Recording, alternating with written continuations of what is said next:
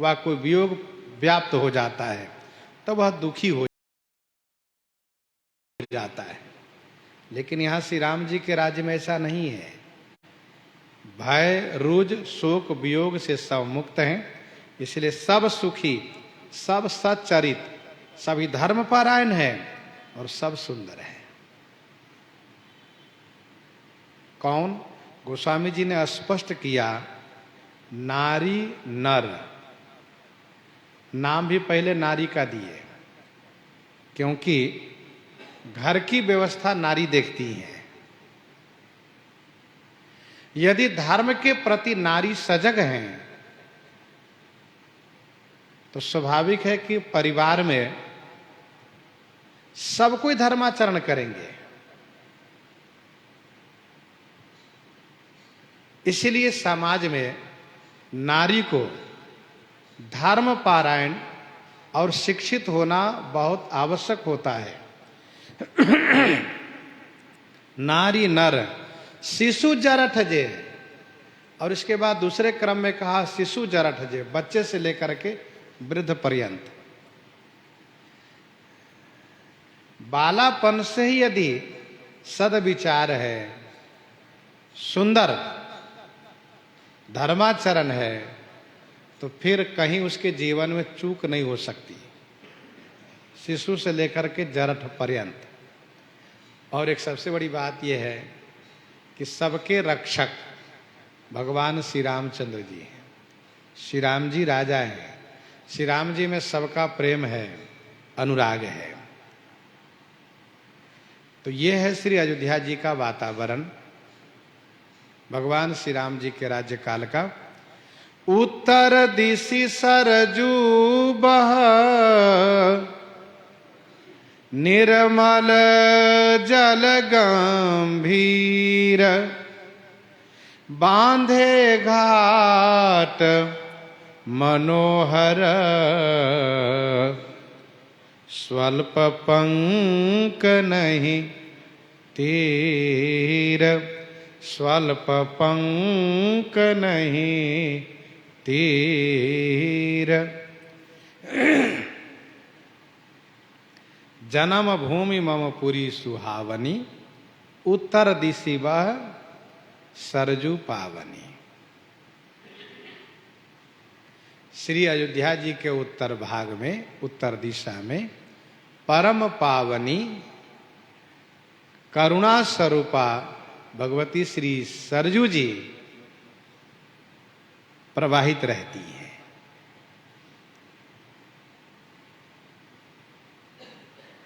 उत्तर दिशि सरजू बहा, निर्मल जल गंभीर। उत्तर दिशा में श्री सरजू जी प्रवाहित है। जल निर्मल है और गंभीर है। निर्मल माने स्वच्छ जल है, पवित्र जल है, और गंभीर जल है। गंभीर अर्थात गहरा है। बांधे घाट मनोहर, मनोहर घाट बांधे गए हैं। स्वल्प पंक नहीं तीर, मनोहर मन को हरने वाला सुंदर घाट बनाए गए हैं। स्वल्प पंक नहीं तीर, तीर माने घाट पर, स्वल्प माने किंचित भी, पंक माने कीचड़ नहीं है।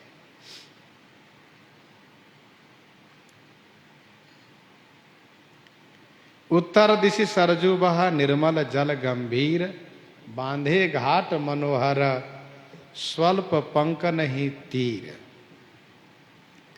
वैसे श्री सरजू जी अयोध्या जी के पश्चिम, उत्तर और पूरब, इन तीनों दिशा में है।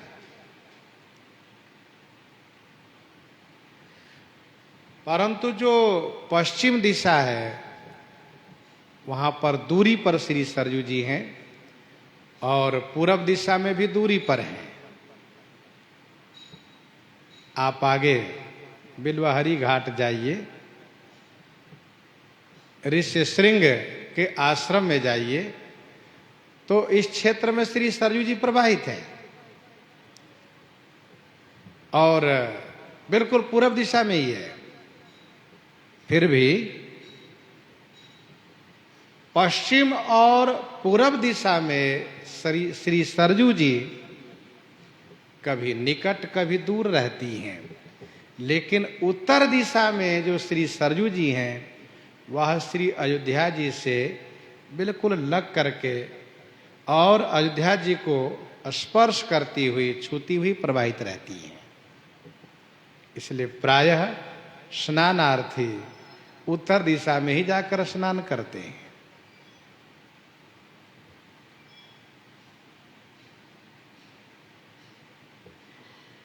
उत्तर दिशि सरजू बह निर्मल जल गंभीर, बांधे घाट मनोहर स्वल्प पंक नहीं तीर।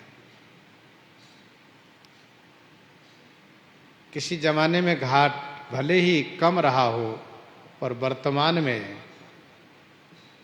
श्री सरयू जी के तट पर उत्तर दिशा में जहां भी जाइए, जहां दृष्टि जाती है सब जगह घाट ही घाट बना हुआ है। गोस्वामी जी कहते जल बड़ा स्वच्छ है, निर्मल है और गंभीर है। एक बहुत बड़ी बात यह है कि आज भी अन्य नदियों की अपेक्षा श्री सरजू जी का जल निर्मल ही बना रहता है, स्वच्छ बना रहता है। बरसात काल में तो सभी नदियों में जल भरा हुआ दिखता है, लेकिन ग्रीष्म काल हो चाहे सर्दी का समय हो, हिम ऋतु हो, शिशिर ऋतु हो, बसंत ऋतु हो, ग्रीष्म ऋतु हो, आप देखेंगे तो श्री सरयू जी में जल हमेशा दिखाई देगा और पर्याप्त है। बहुत ऐसी नदियां हैं जिसमें जल बिल्कुल थोड़ा सा रह जाता, लगता है जल सूख गया, लेकिन फिर भी श्री सरयू जी में कभी जल की कमी नहीं होती। और दूर दूर से जब भक्त लोग आते हैं वह श्री सरयू जी में स्नान करके अपने आप को कृतार्थ मानते हैं। ये लाभ आपको अन्य तीर्थों में इस प्रकार से पर्याप्त नहीं मिलेगा जितना यहां मिलता है। उत्तर दिशि सरजू बह निर्मल जल गंभीर, बांधे घाट मनोहर स्वल्प पंक नहीं तीर। घाट ऐसे बनाए गए हैं जो मनोहर है, मन को हरने वाला है। गोस्वामी श्री तुलसीदास जी महाराज जिन श्री अयोध्या जी को और श्री सरयू जी के घाटों को वर्णन कर रहे हैं, उनके ध्यान में उस समय की अयोध्या जी हैं, उस समय का घाट है जो स्वर्ण मणिमय है और सुंदर स्वच्छ निर्मल है, पवित्र अयोध्या जी है।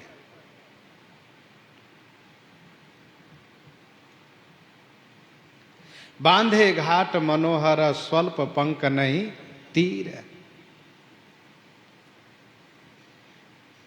घाट पर कहीं किंचित पंक माने कीचड़ नहीं है।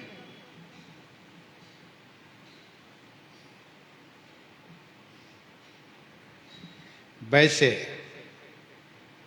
श्री अयोध्या जी का वातावरण हमेशा श्री राम भक्तिमय रहा है। भले ही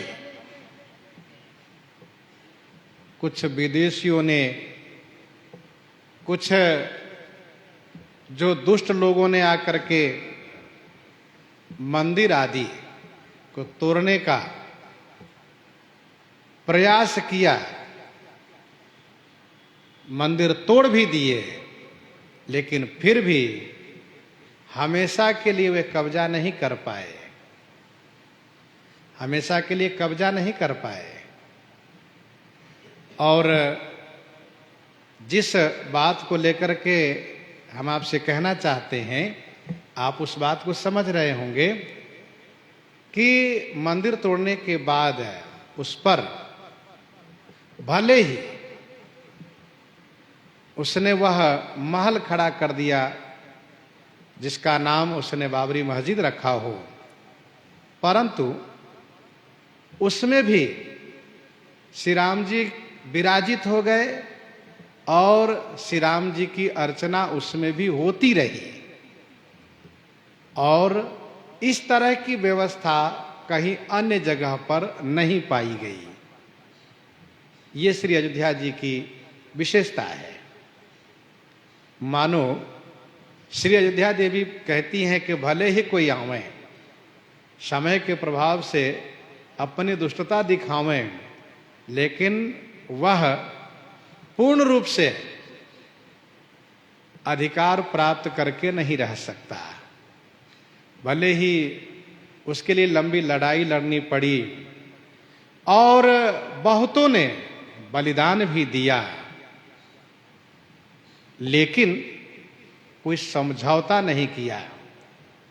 यह मैं इसलिए कह रहा हूं कि जब श्री राम जन्मभूमि का विवाद अपनी चरम सीमा पर था, तो बड़े बड़े लोग जो अपने आप को बुद्धिमान मानते थे और बहुत बड़े सामाजिक मानते थे, वे लोग समझौता के प्रयास में लगे थे, किसी तरह समझौता हो जाए।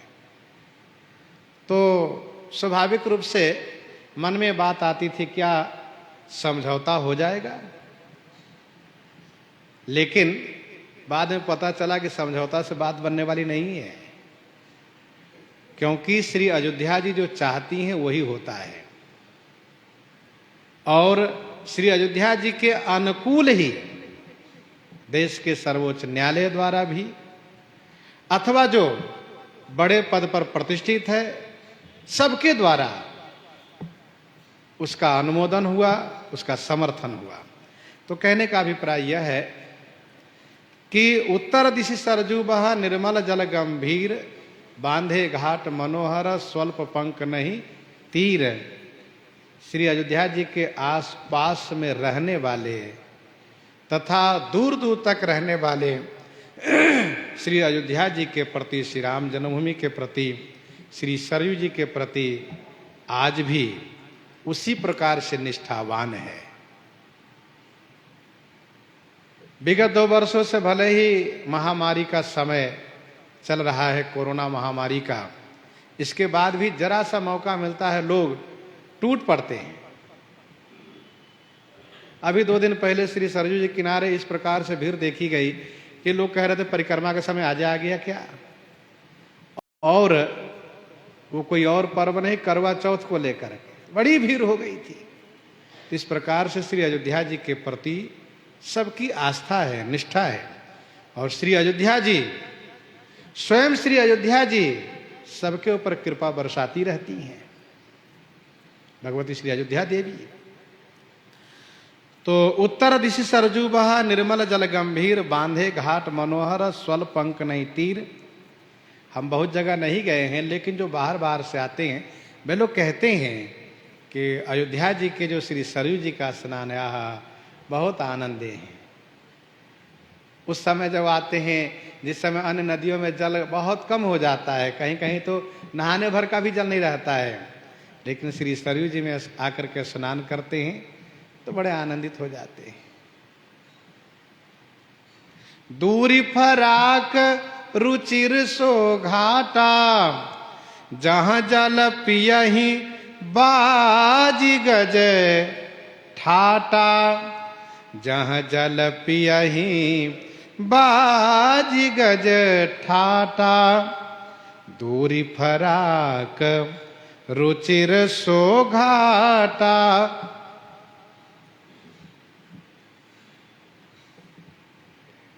एक श्री अयोध्या जी के विशेष विद्वानों में माने जाते हैं श्री रामानंद जी महाराज, श्री राम कुंज के महाराज जी कथा में कह रहे थे कि अयोध्या जी की जो संस्कृति है वह कभी समझौता नहीं की, न कभी गुलाम हुई है।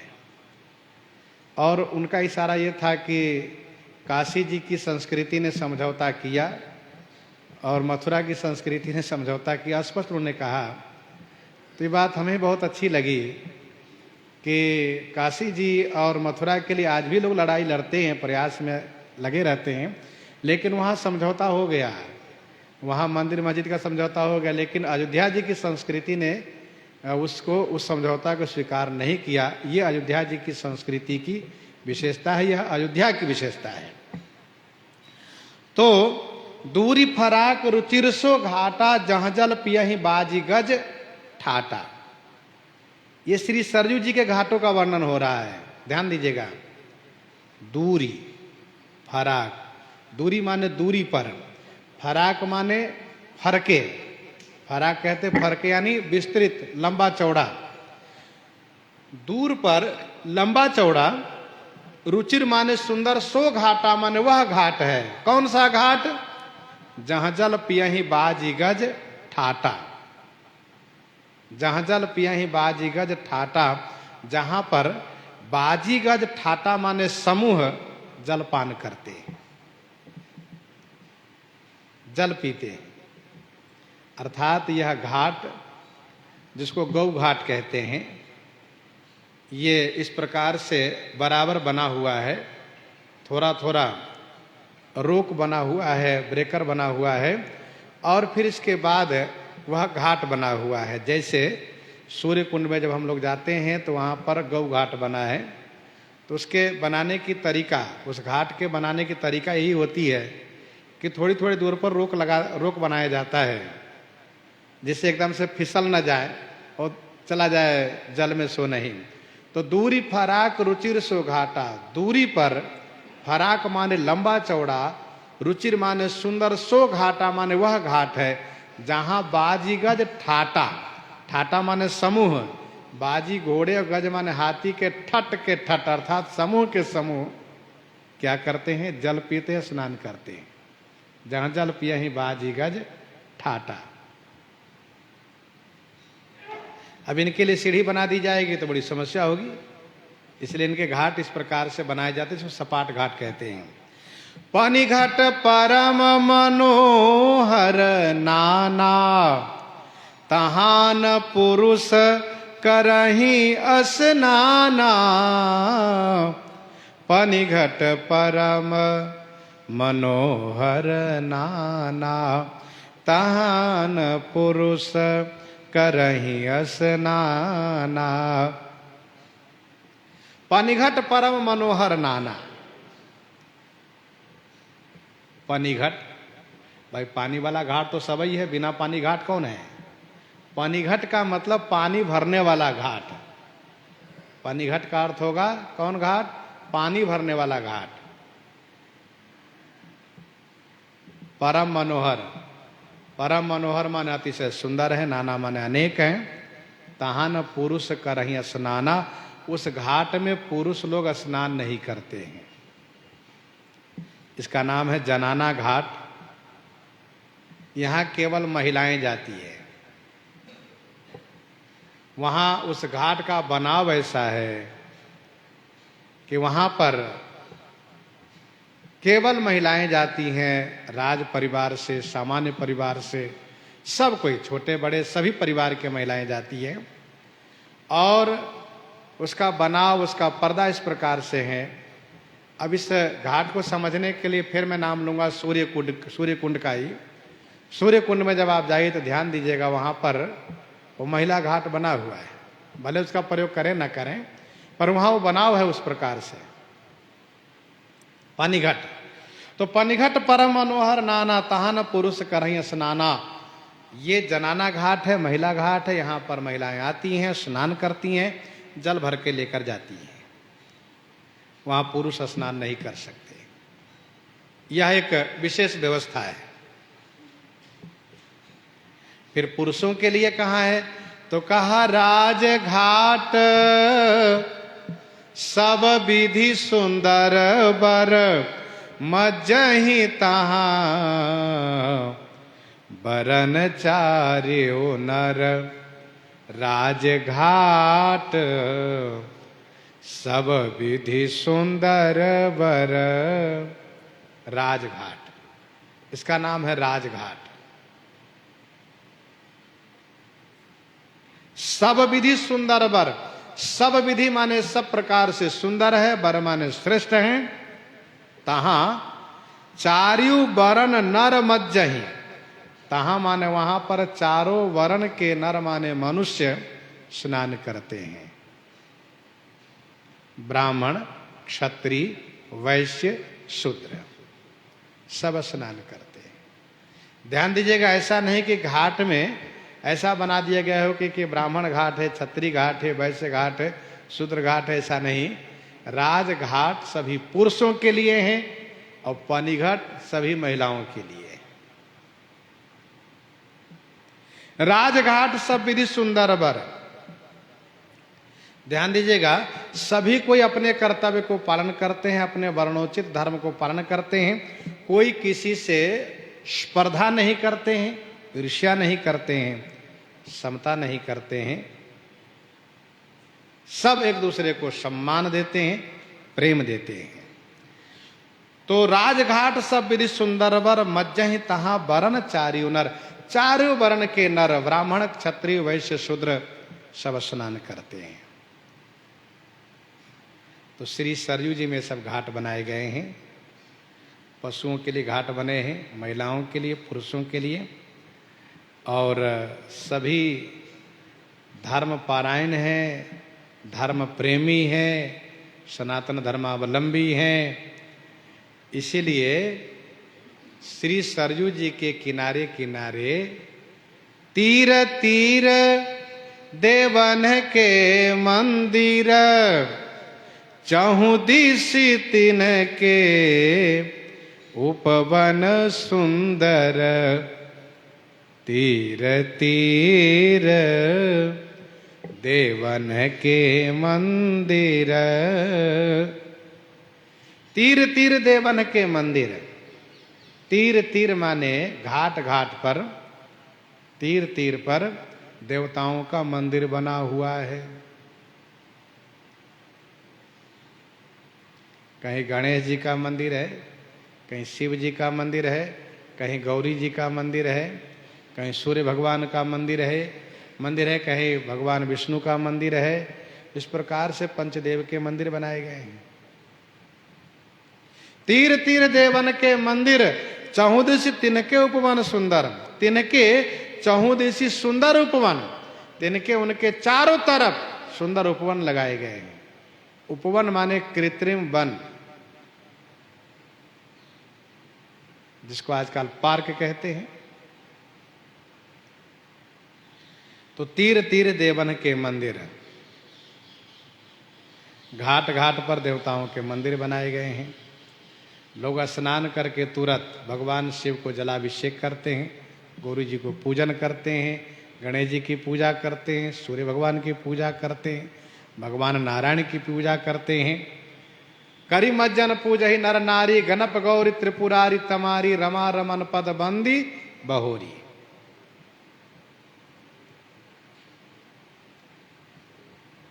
एक विशेष श्रद्धा होती है घाट पर। जब मंदिर हो तो स्नान करके तुरंत मंदिर में जाकर के पूजा अर्चना करते हैं तो विशेष उत्साह होता है, प्रसन्नता होती है।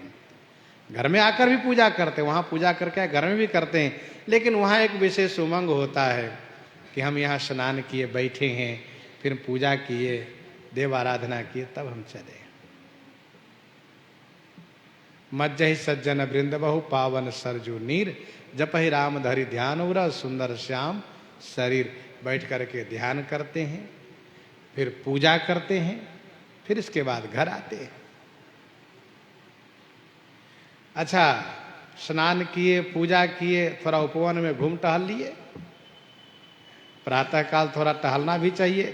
तो स्नान हुआ, देवार्चन हुआ, टहलना भी हुआ।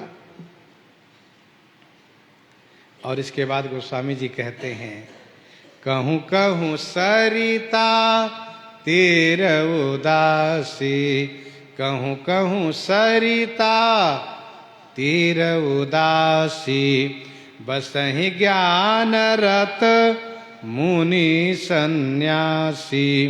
कहूँ कहूँ सरिता तीर उदासी। ये कहूँ कहूँ, देखो, उदासी, मुनि, सन्यासी, ये लोग एक जगह नहीं रहते, कहूँ कहूँ। कहूँ कहूँ सरिता तीर उदासी।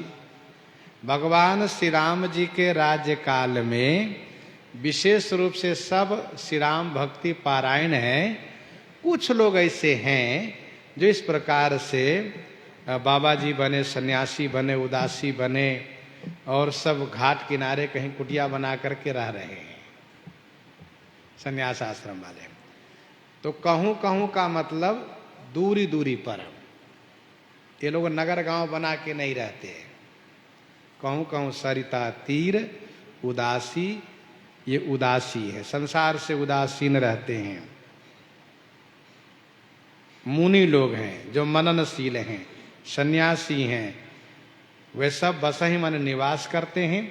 ज्ञान रथ है, ध्यान दीजिएगा, ये सब विशेष रूप से ज्ञान रथ हैं।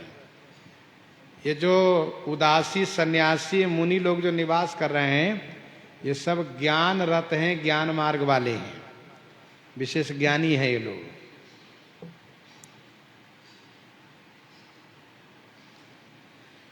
निर्गुण और सगुण की उपासना भी अनादि है। अर्चा विग्रह की पूजा भी अनादि है। तो जैसे सगुण उपासक है राम भगति रत नर अरु नारी, वैसे निर्गुण उपासक हैं ये लोग। ये लोग निर्गुण उपासक है, विशेष रूप से ज्ञान मार्ग वाले हैं, जो ये कहा करते हैं सो तय ताहि तो ही नहीं भेदा, बारी बीची गावही वेदा। भगवान सच्चिदानंद घन ब्रह्म परमात्मा श्री राम जी सगुण साकार के रूप में श्री अयोध्या जी में विराजित है।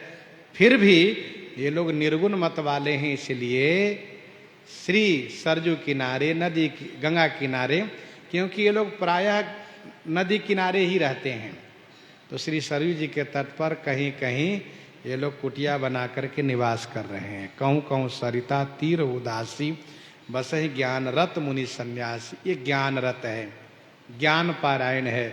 देखो समाज में तीन तरह के लोग होते हैं, कोई कर्म पारायण होते हैं, कोई ज्ञान पारायण होते हैं, कोई भक्ति पारायण होते हैं। सबका एक अपना विचार है, अपना उनका मार्ग है, तीनों कल्याणकारी है। कोई कर्म मार्ग को प्रधान मानते हैं, कर्म में प्रवृत्त रहते, आचार विचार कर्म कांड में लगे रहते दिन रात।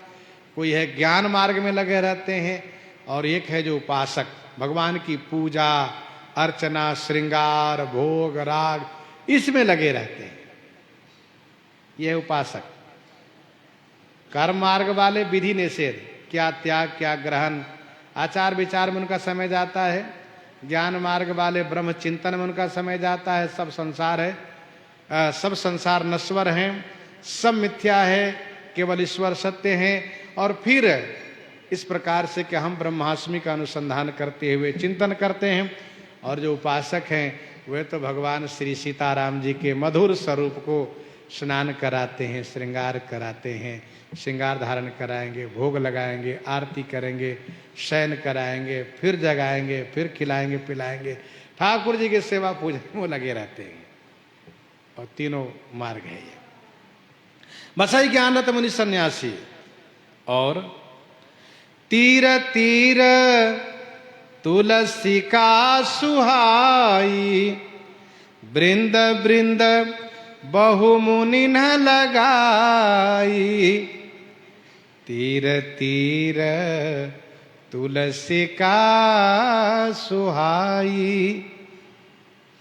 तीर तीर पर, घाट घाट पर, सुहाई माने सुंदर तुलसी जी का, बृंद बृंद माने समूह के समूह बहुत मुनियों ने लगाई है।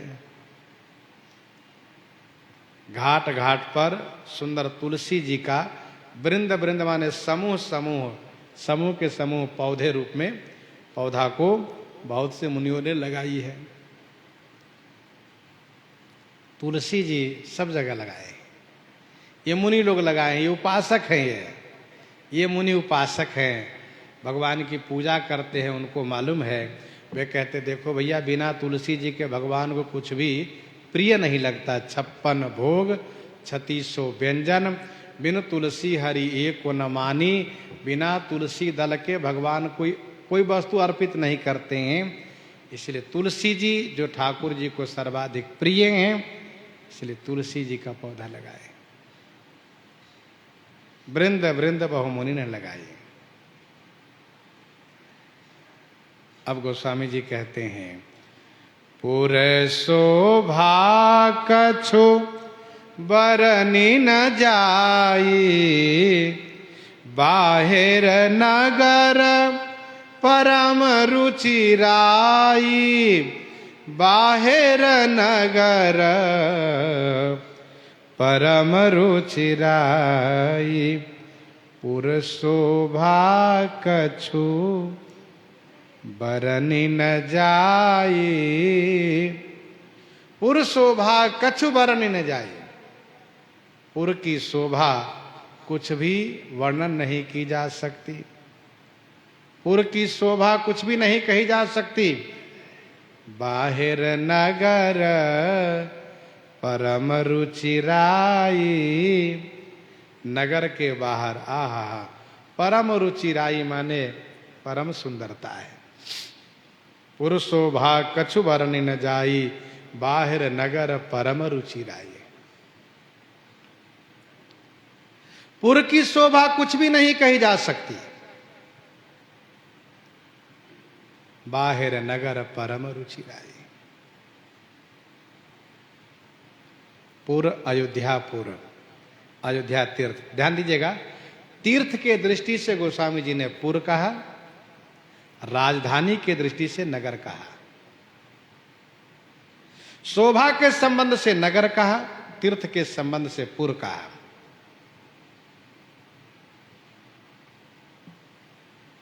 यहां भानुकूल कमल दिवाकर कपिन दिखावत नगर मनोहर, नगर की सुंदरता है। तीर्थ बाहर नगर परम रुचिराई, नगर के बाहर परम सुंदरता है। गोस्वामी जी कहते मैं कहां तक क्या कहूं, इतना सुंदर ये नगर है, ऐसी परम पावनी श्री अयोध्या जी हैं कि बस इतना ही में समझ लीजिए कि नारद आदि सनकादि मुनीसा दर्शन लागी कौशलाधीशा, दिन प्रति सकल अयोध्या आवहीं, देखी नगर विराग विश्रावहीं। ब्रह्मादि सबको मन में लालच हो रहा है, सब ललचा रहे हैं अयोध्या जी निवास करने के लिए। धाम की महिमा अपने आप में निराली है भाई। भले ही सबका सौभाग्य न हो, लेकिन धाम में निवास करने की इच्छा किसको नहीं होती है? कौन नहीं चाहता है? सब कोई चाहता है। धाम की जिन पर अतिशय कृपा हो, उनका धाम में निवास मिलता है।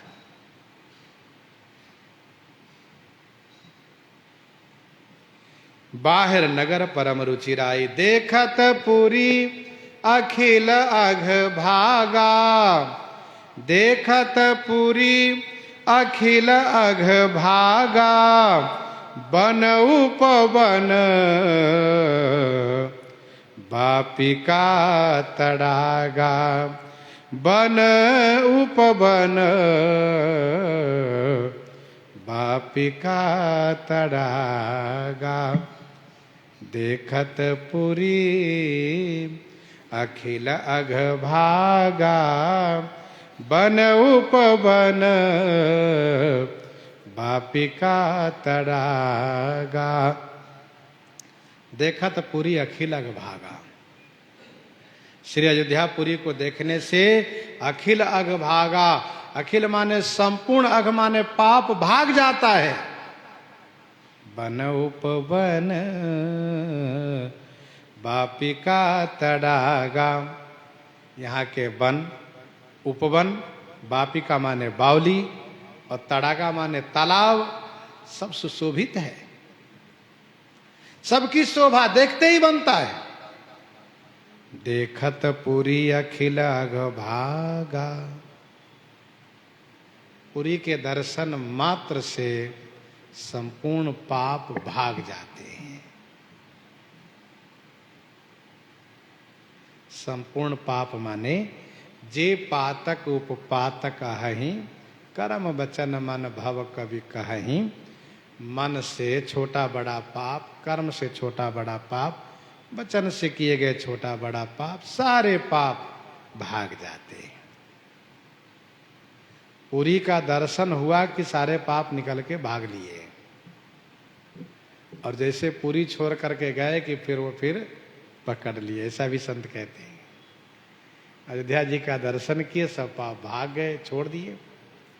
पाप की हिम्मत नहीं है कि आ जाए साथ में, लेकिन वे प्रतीक्षा करते बाहर कि आओ, हम यहीं खड़े हैं बाहर। गए तो पकड़ लिए, नहीं गए तो बच गए। वन उपवन पापी का तड़ागा। अखिल अग से वो भी अर्थ लेना चाहिए, कौन? संचित प्रारब्ध और क्रियमान जो पाप है, संचित पाप है, जो प्रारब्ध पाप भोग है, जो क्रियमान पाप है, वह सभी पाप समाप्त हो जाते हैं।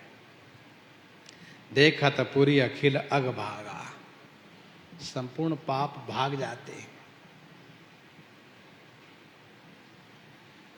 सुंदर वन है, सुंदर उपवन। उपवन कहते कृत्रिम वन को जो बनाया जाता, लगाया जाता हो। सत्योपाख्यान में इन सबका वर्णन है। बावली है, तालाब है। बापी तड़ाग अनूप कूप मनोहरायत सोहहि सोपान सुंदर नीर निर्मल देखि सुर मुनि मोहहि हो देखि सुर मुनि मोहहि। बापी तड़ाग अनूप कूप मनोहरायत सोहहि सोपान सुंदर नीर निर्मल देखि सुर मुनि मोहहि। बापी तड़ाग अनूप कूप मनोहरायत सोहहि। बापी माने बावली। बावली उसे कहते हैं जिसमें पानी तक पहुंचने के लिए पक्की सीढ़ी बनी हुई रहती है। जैसे कि श्री अयोध्या जी में श्री गुरु वशिष्ठ कुंड है, उसको बावली कहते हैं। तड़ाग माने तालाब, बहुत तालाब है। सप्त सागर भी तालाब ही, और दंत धावन कुंड है, सीता कुंड है, विद्या कुंड है, सोनखर कुंड है, अग्नि कुंड है, हनुमान कुंड है, इत्यादि बहुत कुंड है। सूर्य कुंड भी उसी में सम्मिलित है। और कूप, अनेक कुएं हैं, जिसमें सीता कूप खास करके प्रसिद्ध है। श्री सीता रसोई में श्री सीता कूप। तो मनोहरायत सोहहि। मनोहर माने सुंदर है, मन को हरने वाला है। आयत माने लंबा चौड़ा है, छोटा मोटा नहीं, लंबा चौड़ा है। सोहहि माने शोभा को प्राप्त है।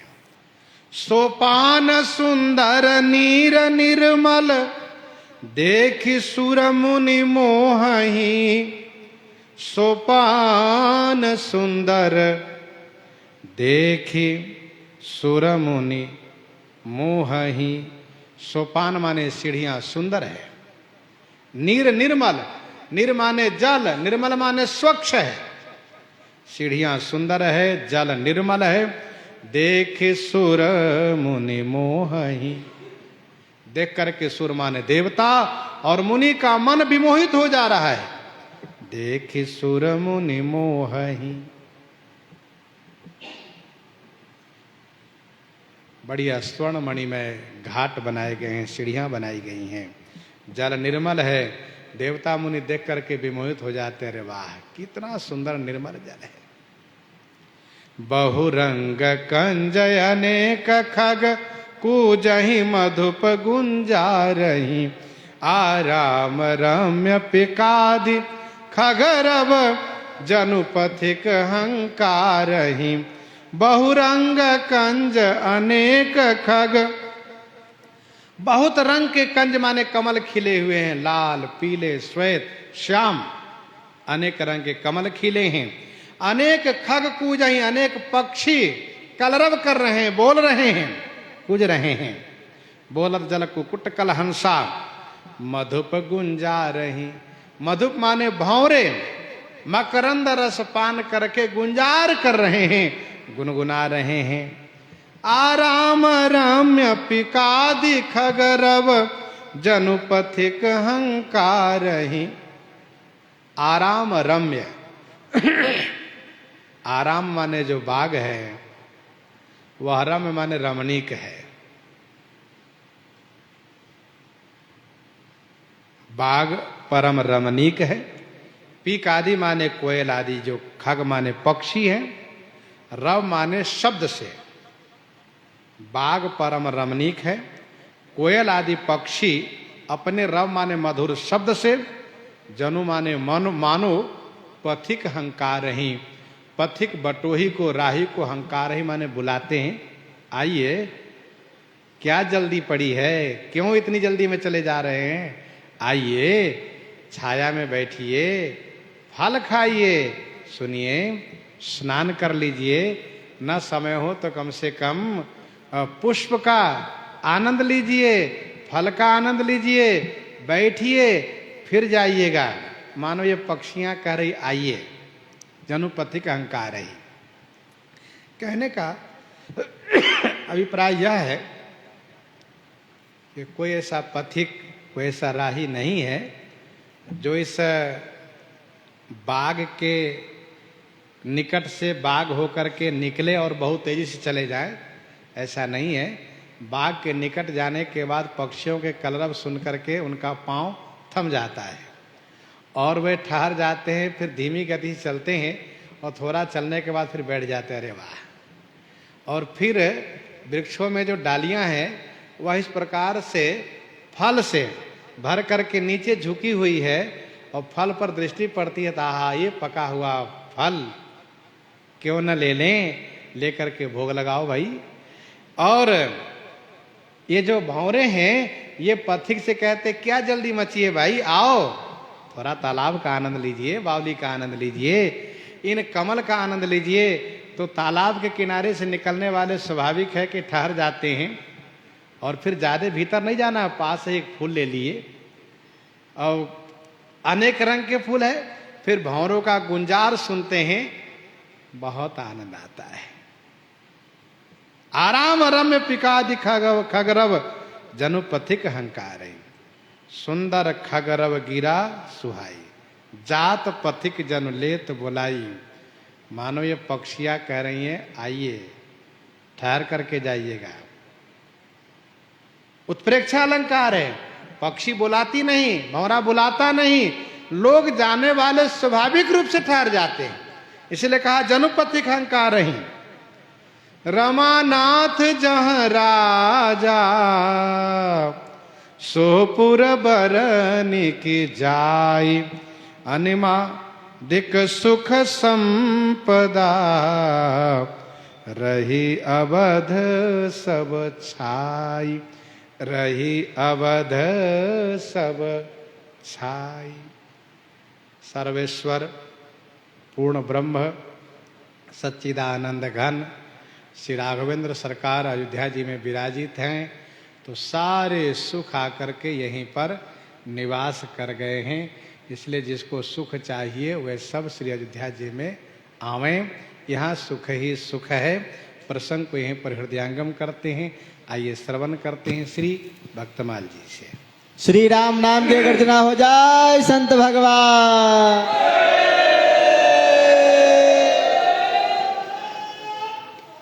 जुगल गर्जना हो